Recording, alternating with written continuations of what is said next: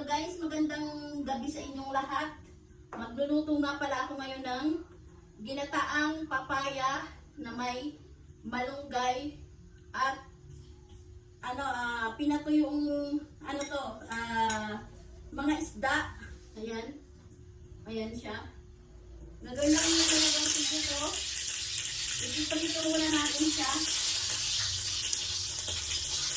Ayan. Alam yung ginawa ko dito guys, ibinabad ko muna siya sa tubig kasi baka mamaya maalat. Binili ko nga pala sa TikTok shop yung mga naglalag na nagtitinda ng mga daing, mga tuyo, iba-ibang klaseng dry fish. Doon ako namin sa kanila. Ngayon, tikman natin. Magluluto tayo ng ginataang papaya na may malunggay. Itatry natin itong sahog to.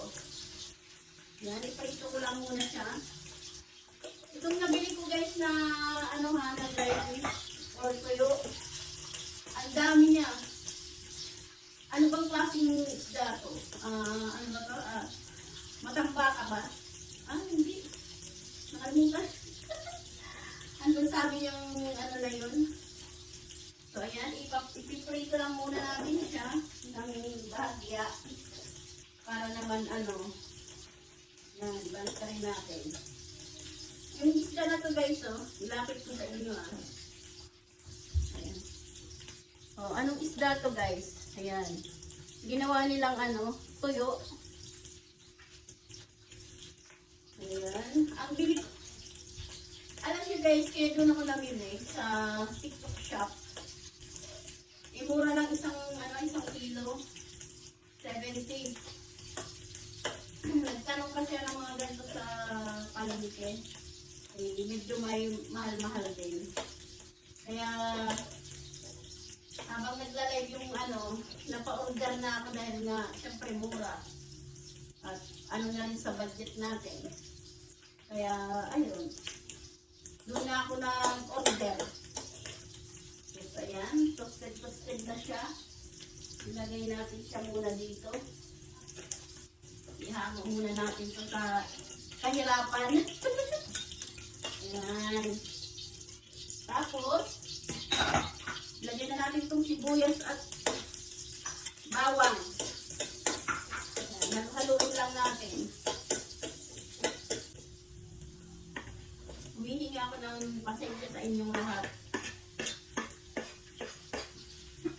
Sana, tingnan natin ng asin. Yan. Asin. Tapos, kunting asan ba? Kunting dito. Kunting bitchin. Yan. Pampalasa natin. Tapos isa natin. Yan. Tapos ano pa ba yun nandito? Lagyan din natin siya ng paminta. Paluin ulit natin. Tapos, sabay na natin guys yung ating malunggay. Naisipan ko guys, ito lang yung ulam namin kasi puro protein na, tocino, langgunita.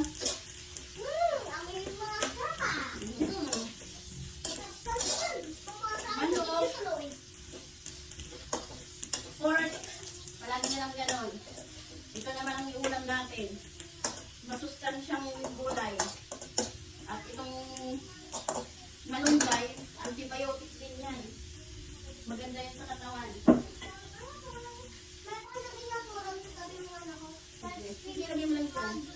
Tapos, ilagay na natin itong tuyo natin or dry fish. Dry fish. Nakakita ko muna ito. Saan mo po ito? Nag-streaming magpuyad. Magrano po mag-isa. Naku, na naman ang bata. Nakaslimit na naman. Okay lang. Tapos, lagyan ko din natin siya ng tubig. Ayan. nandito pa sa ilalim. Higasan muna natin. Kasi, baka mamaya inagapan ko ng ano, ipis. Kaya kailangan higasan muna. Takpan muna natin ang lumambot tong ano natin, papaya. Tapos, magligpit tayo ng ating kalat. Habang nag-aano.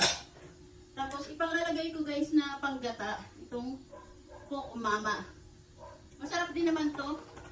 Lalo na kung madali ang luto, yung gahol ka sa oras, ito ang dapat na pang ano natin. Hintayin lang natin itong papaya na lumambot. Bango.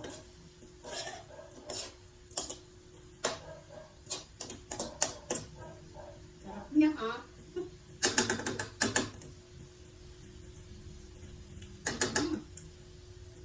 Manamis-namis yung ano natin guys, papaya. So ito na guys, tignan na natin. Luto na at pwede na natin ilagay yung gata. Oh, wow! Ang sarap! Tara, lapit kayo. Ito na guys, yung ating papaya na may malunggay. Yung ginataang natin papaya na may malunggay, o diba? Ilagay na natin tong gata natin. Oh! Sarap. Lagyan natin konting water. At para hindi masyadong maano yung ano natin.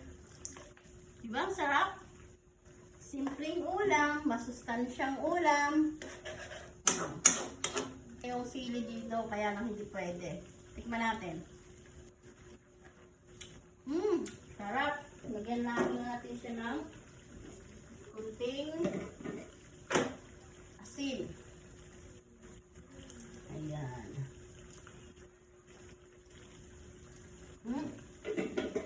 Ating simpleng ulam na ginataang papaya na may malunggay na pampahaba ng buhay.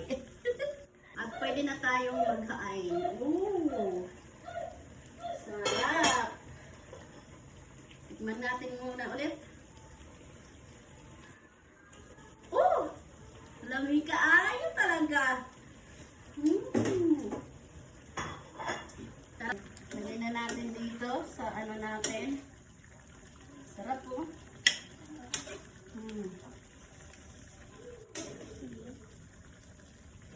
Siyempre wala. Ayan, lagyan na natin dito. Maghain na!